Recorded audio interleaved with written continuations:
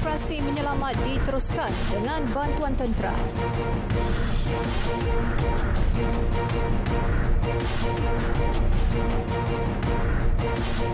Tindakan tegas Amerika Syarikat kerana langgar sekatan ekspor.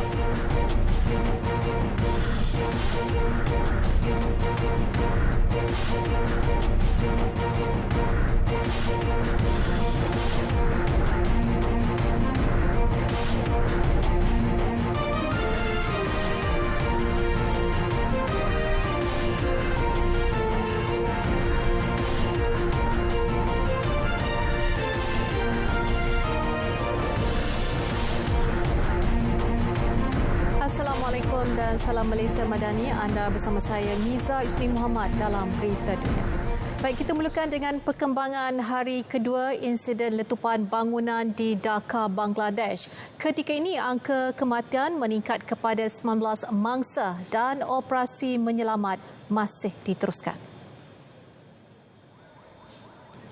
Menurut pihak bomba, operasi menyelamat kini turut disertai pasukan tambahan terdiri dalam kalangan anggota tentera. Lebih 100 orang dilaporkan cedera dalam kejadian letupan yang berlaku di bangunan Cafe Queen dalam kawasan Gulistan. Salah seorang saksi kejadian, Muhammad Rubel, berkata letupan tersebut berlaku secara tiba-tiba dan menyebabkan situasi panik di kawasan berkenaan. প্রথমে এখান থেকে হঠাৎ করে শব্দ আসলো একটা শব্দ আসার পরে আপনার অনেকে ভাবছে যে এসি বাস্ট হয়েছে কিন্তু তারপর জানা গেল নিচ থেকে বিস্ফোরণ হয়েছে হওয়ার পর আপনার এখান থেকে সব ধোঁয়া অনেক ধোঁয়া 5 মিনিট 10 মিনিট মতো ধোঁয়া ছিল ধোঁয়া থাকার পর রাস্তায় জ্যাম ছিল রাতে জ্যাম গ্লাসগুলো যে পড়ছে গ্লাসগুলো আশেপাশে গ্লাস চিট্টা মিট্টা মানুষের চেহারায় লাগছে শরীরে লাগছে. Letupan itu berlaku di bangunan 7 tingkat yang menempatkan stor barangan kebersihan dan pelbagai perkakasan. Kejadian tersebut telah menyebabkan dinding kaca sebuah bank di sebelah bangunan pecah selain mengakibatkan kesesakan di laluan utama depan bangunan berkenaan. Ribut tropika Freddy, media tempatan di Madagaskar melaporkan sekurang-kurangnya 10 orang terbunuh apabila ribut itu kembali membadai pantai barat daya negara berkenaan. Menurut Pejabat Kebangsaan Pengurusan Risiko dan Bencana Kebangsaan BNGRC, secara keseluruhan 17 orang disahkan terkorban di Madagaskar sejak Freddy mula melanda pulau itu pada Februari. Ribut tersebut kemudiannya kembali membadai pantai Malagasy hujung minggu lalu dengan 72,351 orang di 5 wilayah dilaporkan terjejas. Dalam masa sama, seramai 24,358 penduduk hilang tempat tinggal, manakala 16,367 daripadanya telah ditempatkan di 36 pusat pemindahan sementara. Ribut tropika Freddy dijangka bergerak dan kembali melanda Mozambik menjelang akhir minggu ini.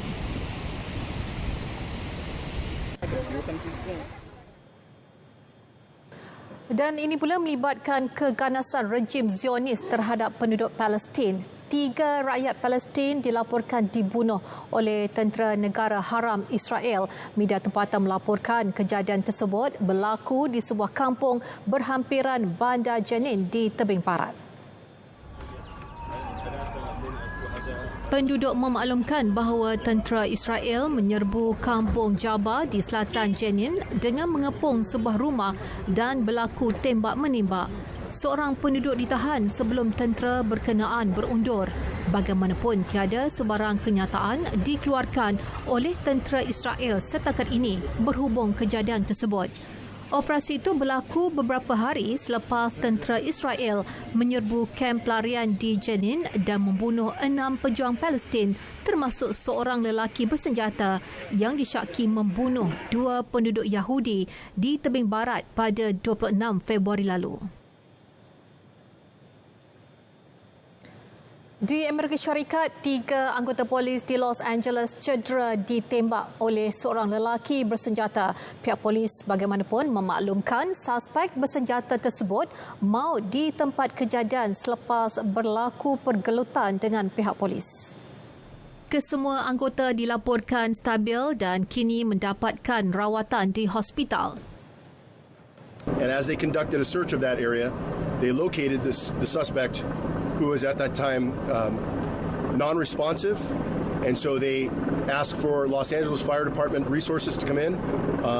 Medical personnel from the Los Angeles Fire Department arrived at the scene, made an assessment, and at that point, the suspect was declared, he was pronounced dead. Laporan media tempatan sebelum ini memaklumkan beberapa kereta polis mengepung sekitar garaj di Lincoln Heights. Ia dipercayai tempat lelaki bersenjata itu bersembunyi. Krisis Rusia-Ukraine, pihak kecemasan Ukraine dikerah memadamkan kebakaran di Kiev selepas bandar tersebut menjadi sasaran peluru berpandu Rusia pada hari ini. Serangan terbaru Rusia itu menyebabkan kawasan di Sviatoshin rosak teruk selain banyak kediaman penduduk musnah. Datuk Bandar Kiev Vitali Klitschko memaklumkan bahawa 2 orang dilaporkan cedera akibat serangan mengejut tersebut.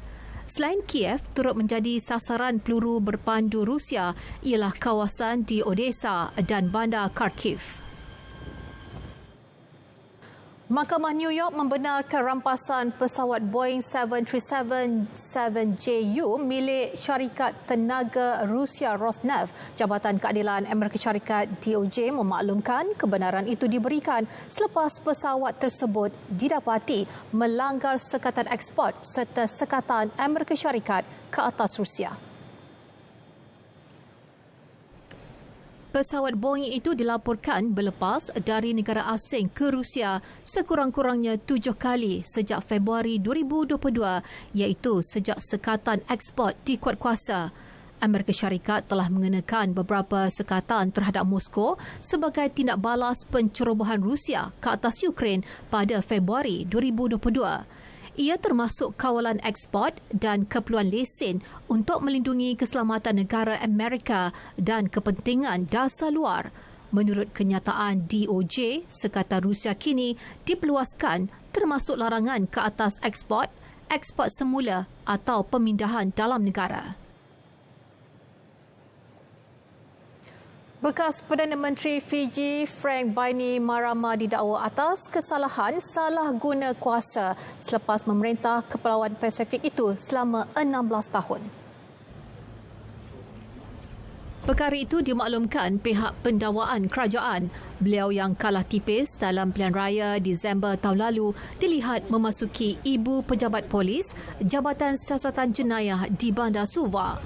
Pengarah pendakwaan Christopher Preddy telah membenarkan pertuduhan salah guna kuasa terhadap bekas Perdana Menteri tersebut serta menggantung Steveni Quiliho sebagai pesuruhjaya polis. Pertuduhan terkait dengan aduan oleh Universiti Pasifik Selatan pada 2019 di mana kedua-dua tertuduh didakwa menghentikan siasatan polis terhadap bekas kaki tangan universiti berkenaan.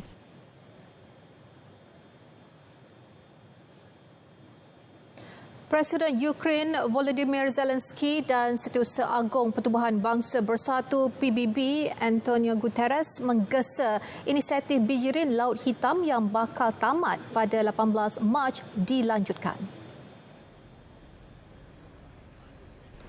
Jelas Zelensky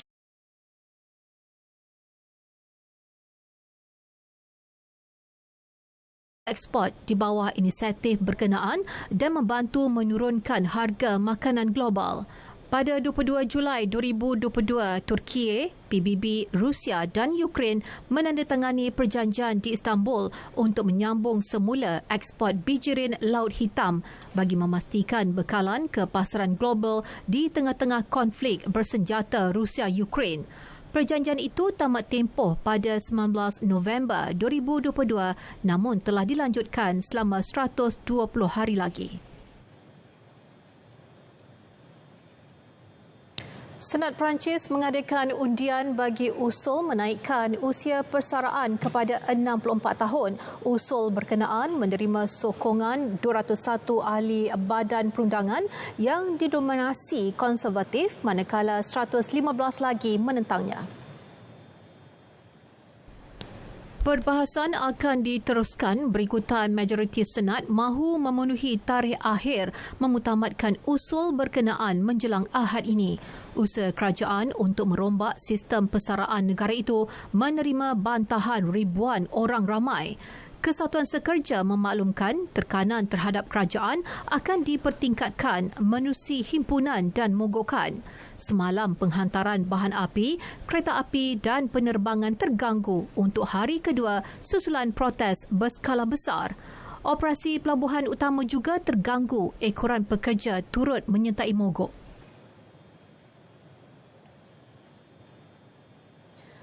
Usaha pragmatik China dalam tadbir urus persekitaran ekologi wajar menjadi contoh terbaik kepada dunia dan perkara itu diakui bekas pegawai tertinggi Pertubuhan Bangsa Bersatu PBB dalam sektor biodiversity. Oliver Hillel dalam satu temu ramah berkata, China melakukan langkah tersebut berdasarkan ilmu dan pengalaman. The efforts of China are so valuable for the rest of the world because they are not so heavily dependent on capital. They are more heavily dependent on knowledge and experience. Those models that China is demonstrating of reintegrating the rivers and restoring wetlands and combating desertification, as you say, they are more relevant to the rest of the world.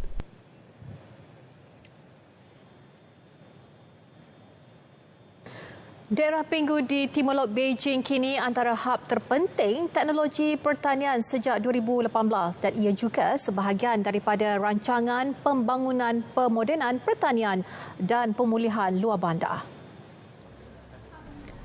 Menurut pengarah Pusat Sains dan Inovasi Teknologi Pertanian Jinghua, Li Shengli, pihaknya memberi fokus pencapaian transformasi saintifik dan teknologi bagi membantu petani luar bandar mengaplikasikan teknologi pertanian moden.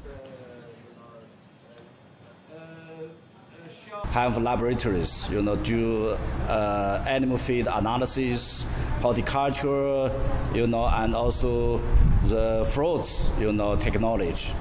We have 3 demo farms, visiting 10 kilometers away, from our, center. We will, introduce some high tech, from the dairy farming, we. Turut terlibat dalam pertanian moden tersebut ialah Institut Kajian Perternakan Ayam, Beijing WOD Chenglong Bioteknologi yang membantu meningkatkan pendapatan peternak ayam melalui kajian pembiakan anak ayam berkualiti. Selain itu, Pinggu turut memberi tumpuan kepada pemrosesan makanan untuk bekalan seluruh Beijing berasaskan daging masak dan pastry menerusi Zhengzhijuan Beijing Food Technology. Pada tahun lalu, Pinggu mencatat kadar dalam negara kasar KDNK sebanyak 40.86 bilion yuan, meningkat 7.9% dari tahun sebelumnya, tertinggi antara daerah lain Beijing.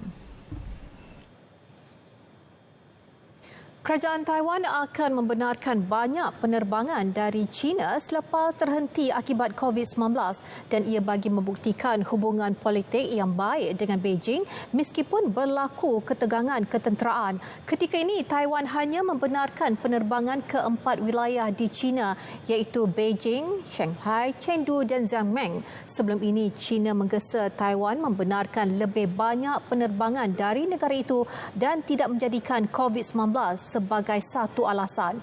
Majlis Hal Ehwal Tanah Besar Taiwan memutuskan 10 lagi bandar di China akan dibuka untuk penerbangan tetap manakala penerbangan sewa untuk 13 wilayah.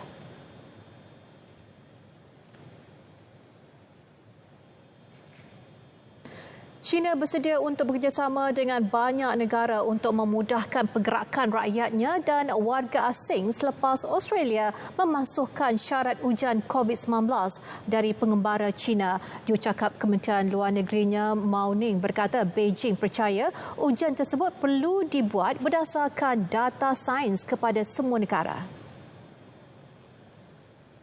我们注意到有关报道，中方一向认为各国采取的防疫措施应当科学适度，我们也期。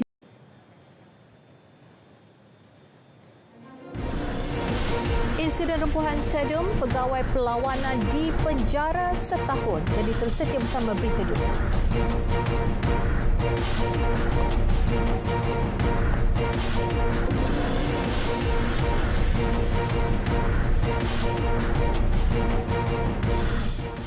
Anda mahu berbayar internet mudah alih pada harga yang murah?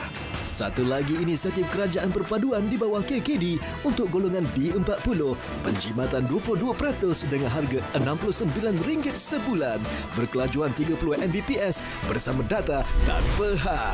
Pakej perpaduan internet semuanya ada untuk anda bermula Mac 2023. Pakej perpaduan internet untuk semua.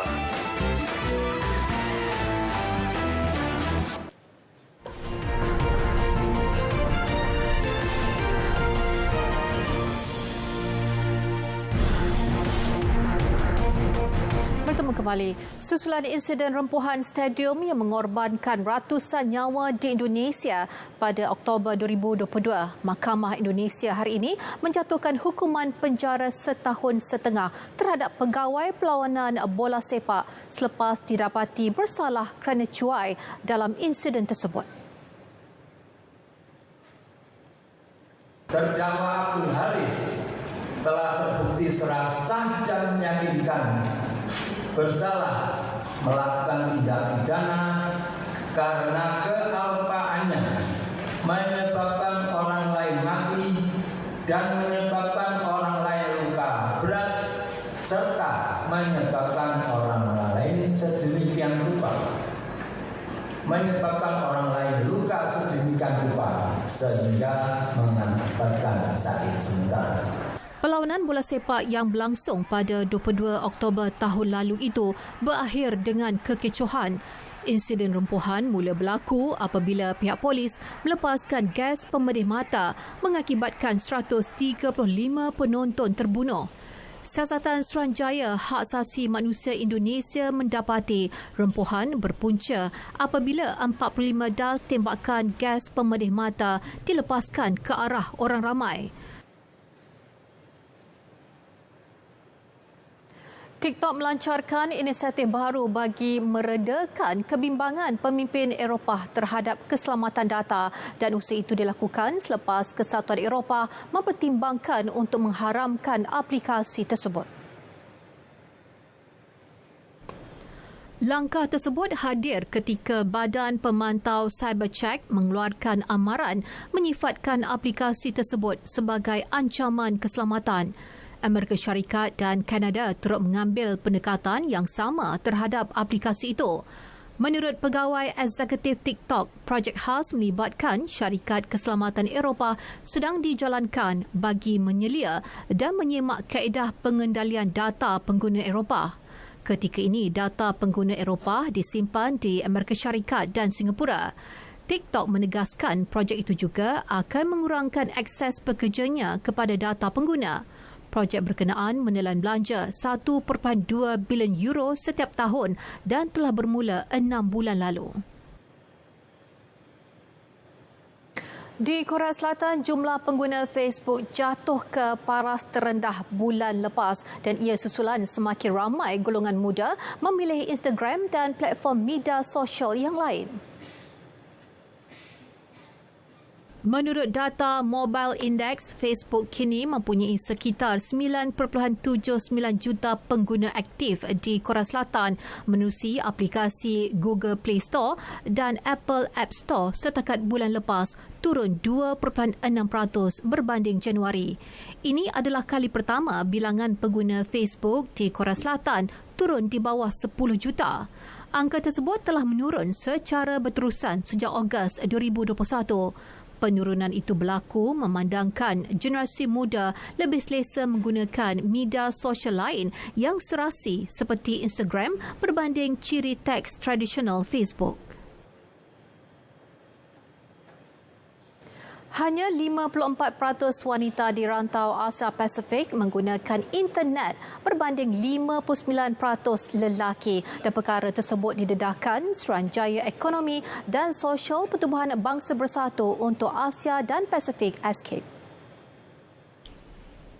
Menurut ASCAPE, dianggarkan 20% wanita kurang memiliki telefon pintar atau menggunakan internet berbanding lelaki, terutama di negara berpendapatan rendah dan sederhana. Selain daripada akses dan kemahiran digital yang tidak mencukupi, ASCAPE memaklumkan stereotip jantina dan norma sosial terus menghalang kemajuan transformasi digital yang sama rata. Oleh itu, ASCAPE menyuruh semua negara untuk memberi komitmen dan mempercepatkan usaha ke arah membina dunia digital yang lebih selamat, boleh diakses, inklusif dan saksama untuk wanita. Susulan nahas kereta api yang mengorbankan 57 nyawa di Greece minggu lalu, kesemua ahli keluarga terbabit dalam nahas tersebut akan menerima pampasan daripada kerajaan, dan perkara itu dimaklumkan oleh Perdana Menteri Greece Kyriakos Mitsotakis. Kerajaan memberi jaminan untuk menaik taraf teknologi digunapakai ketika ini. Αναλαμβάνω κατά συνέπεια την ευθύνη και δεν μπορούμε, δεν θέλουμε, δεν πρέπει να κρυφτούμε πίσω από μία σειρά ανθρώπινων σφαλμάτων. Και θα ξαναπώ αυτό το οποίο είχε υπογράψει. Αν το έργο της τηλεδιοίκησης είχε ολοκληρωθεί, αυτό το δυστύχημα θα ήταν πρακτικά αδύνατο να είχε συμβεί. 3 kru kereta api barang di Virginia dilaporkan cedera selepas tergelincir daripada landasan, dan insiden tersebut turut menyebabkan limpahan minyak diesel ke sungai berhampiran. Susulan kejadian tersebut, ribuan penduduk yang tinggal di kawasan berhampiran diarah berpindah kerana risiko keselamatan dan kesihatan. We have a number of responding agencies. We have Department of Homeland Security here. We have the Department of Environmental Protection. We have the National Park Service. You, of course, have all of the CSX teams from Environment, the Environmental Group, the Mechanical Department, the Operations Department.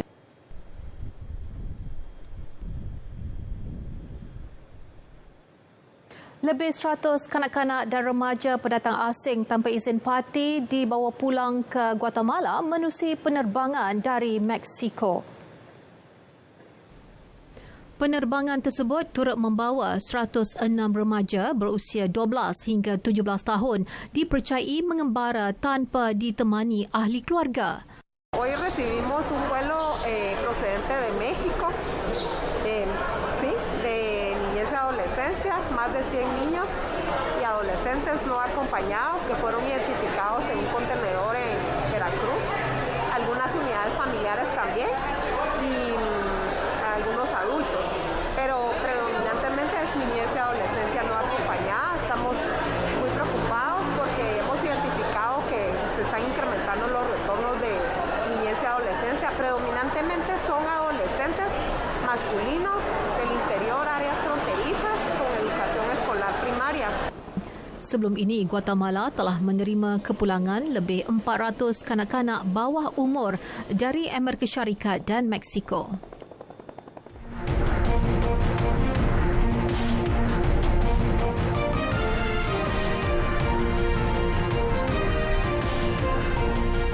Sukan kita mulakan dengan Liga Juara-Juara Eropah. Jaringan Eric Maxim Choupo-Moting ke atas bekas kelabnya membantu Bayern Munich menewaskan PSG 2-0 pada aksi timbal balik peringkat 16 terakhir awal pagi tadi.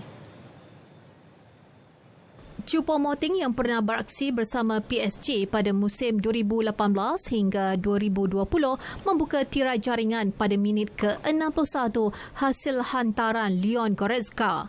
Pemain simpanan Serge Gnabry kemudian menambah tekanan kelab gergasi Perancis itu dengan jaringan pada minit ke-89 untuk mencatat kemenangan agregat 3-0. Pada aksi pertama di Paris sebelum ini, Bayern melakar kemenangan 1-0 ke atas PSG. Kejayaan itu menyaksikan Bayern melangkah ke suku akhir dan menjadi antara pasukan pilihan muncul juara musim Isna dengan straight set. Nakashima bagaimanapun tidak diberi laluan mudah oleh Isner di set pertama apabila diheret ke tie break sebelum menang 7-6. Namun set kedua menyaksikan pemain berusia 21 tahun itu tampil dengan aksi lebih kemas untuk menang mudah 6-3. Nakashima akan berdepan tugas berat di pusingan kedua apabila dijadual bertemu pilihan kelima kejohanan Dani Medvedev yang baru menjuarai kejohanan jelajah ketiganya musim ini di Dubai Sabtu lalu.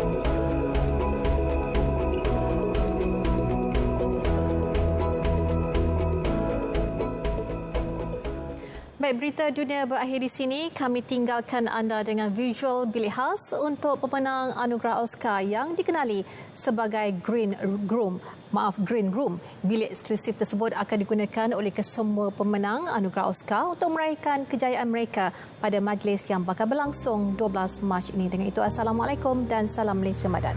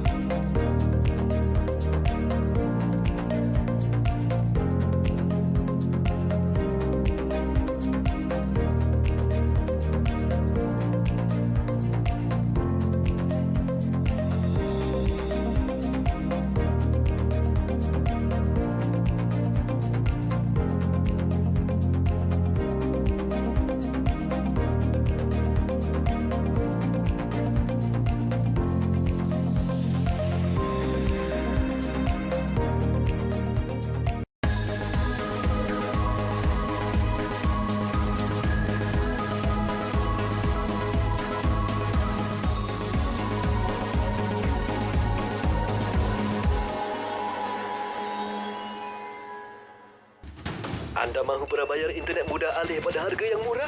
Satu lagi inisiatif kerajaan perpaduan di bawah KKD untuk golongan B40, penjimatan 22% dengan harga RM69 sebulan, berkelajuan 30 Mbps bersama data tanpa had. Pakej perpaduan internet semuanya ada untuk anda bermula Mac 2023. Pakej perpaduan internet untuk semua. Assalamualaikum.